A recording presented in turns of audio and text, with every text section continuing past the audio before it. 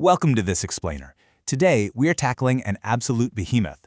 We're going to dive into one of the longest, most complex, and culturally significant epics in all of human history, the Mahabharata. It's an incredible story of family, betrayal, duty, and war, and it's a text that has literally shaped the worldview of millions for millennia. Just to wrap our heads around the sheer scale of what we're talking about here, let's look at this staggering number: 1.8 million words. That is over 100,000 verses, made up of over 200,000 individual lines. I mean, we are talking about a gargantuan piece of literature. It's a massive amount of information to digest. But don't worry, we're going to break this mind-bending epic down into 5 highly manageable sections: the epic scale and origins, the roots of the rivalry, the infamous dice game, the Kurukshetra War, and finally, its legacy and cultural impact. All right, let's jump right into part 1, the epic scale and origins, and how this is a living textual tradition. To truly grasp this story, you really have to appreciate its magnitude and its deep textual history.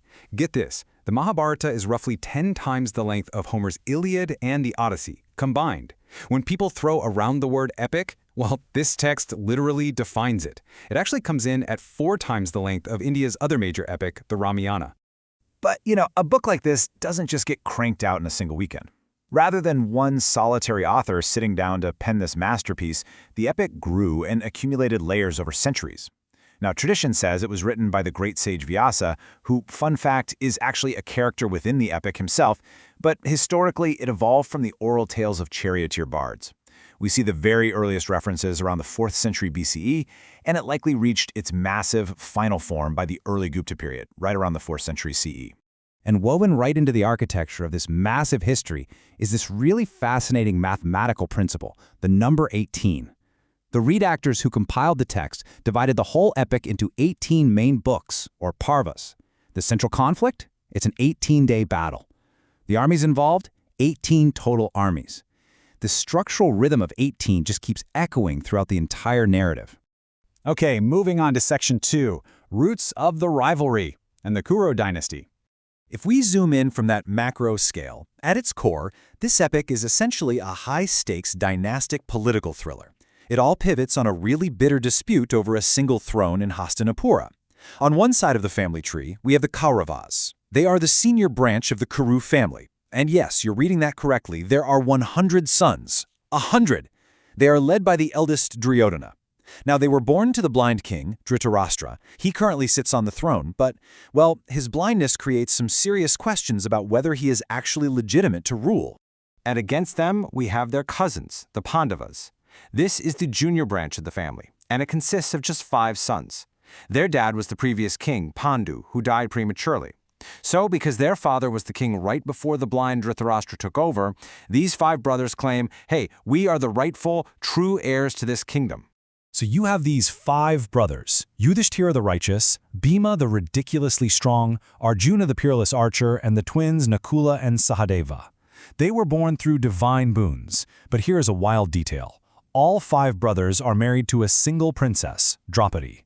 Together, this super tight-knit group forms the opposing side of this familial divide, completely setting the stage for an inevitable, catastrophic clash with their 100 cousins. Which brings us to Section 3, the infamous dice game, the breaking point. So here is the inciting incident. This is the moment that makes a peaceful resolution totally impossible. Driven by just deep-seated jealousy of the Pandavas' success, the Kauravas invite the eldest Pandava, Yudhishthira, to a game of dice. But, plot twist, the game is completely rigged by Duryodhana's cunning uncle, Shakuni. Just imagine the horror of watching this step-by-step downfall. Yudhishthira literally can't stop himself. He gambles away his wealth, then his entire kingdom. Then, in just total desperation, he wagers his own brothers, himself, and finally, horrifically, their shared wife, Draupadi. He loses absolutely everything. The agonizing result of this rigged game? The Pandavas are stripped of their royal status, deeply humiliated in court, and forced into a grueling 13-year exile. They have to spend 12 long, incredibly harsh years just surviving in the forest, and then their 13th year living entirely incognito. And here's the kicker: if they get discovered even once during that final year, the whole 12-year forest exile starts all over again. All right, on to Section 4, the Kurukshetra War. Warfare and Philosophy. So, spoiler alert, the Pandavas actually successfully complete their grueling exile. But when they come back, Duryodhana flat out refuses to return their kingdom. Peace negotiations completely fail, and these two massive alliances inevitably collide at Kurukshetra. But right before the arrows start flying, there's this deeply profound moment. The great warrior Arjuna asks his charioteer to drive right between the two armies. He looks across the battlefield and he sees his own grandfathers, teachers, cousins, and friends. He just drops his bow in total despair. And it prompts this massive question that anchors the text's entire philosophy. Can the immense suffering of war ever truly be justified, even for a rightful throne? Well, it turns out his charioteer is none other than the god Krishna. And in response to Arjuna's despair, Krishna delivers the famous Bhagavad Gita, this amazing philosophical discourse on duty, action, and life. He explains the concept of dharma yuddha, meaning a just war. This establishes some really ancient, complex criteria for righteous warfare. It lays out strict rules like proportionality, meaning chariots can only attack other chariots. Just means, so absolutely no poison weapons, and the fair, humane treatment of those who are wounded or who surrender. But the reality of war rarely matches its ideals, right? Despite all these high standards, the 18-day war deteriorates rapidly. As the days just grind on, sheer desperation sets in, and both sides abandon the rules, resorting to these brutal, totally dishonorable tactics. By the end of those 18 days, the carnage is absolute. Almost all the prominent warriors on both sides are wiped out. Technically, it is a victory for the Pandavas, but man, it is an incredibly hollow and devastating one. Let's zoom back out for our final section, Part 5, Legacy and Cultural Impact, way beyond the battlefield.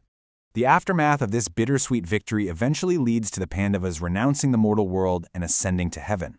But while the characters leave, the text itself basically ascends into global consciousness. It leaves a massive, massive cultural footprint.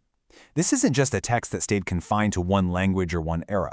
I mean, we see early translations popping up in 9th century Tamil. It jumps across the ocean to Indonesia, adapting into these incredible Javanese wayang shadow puppet performances. It inspires Persian translations commissioned by Mughal emperors, all the way up to massive modern television events and comic books today. And I think Sanskrit scholar Robert P. Goldman really hits the nail on the head here. He says the Mahabharata cloaks itself in mythology, but it is a teaching method for how to live in the world. It is so much more than just a historical account or an entertaining myth. It functions as an enduring shastra, basically a highly practical manual for navigating all the incredibly complex and frankly often contradictory duties of life, family, and society. Which really leaves us with this final provocative thought to chew on. How does a story this ancient, literally born from the oral traditions of charioteer bards thousands of years ago, still mirror the moral dilemmas and the politics of our modern world so flawlessly? Maybe the Mahabharata endures because it reveals a really profound truth. While our tools and our technologies change, the fundamental struggles of the human heart, they remain exactly the same. Thanks so much for exploring this epic with me today.